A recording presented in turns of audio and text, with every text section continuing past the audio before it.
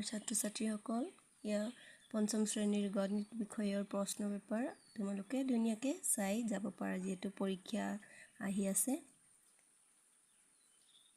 অকণমান তোমালোকৰ সহায় হোৱাকৈ মই প্ৰশ্ন পেপাৰ বনাইছোঁ।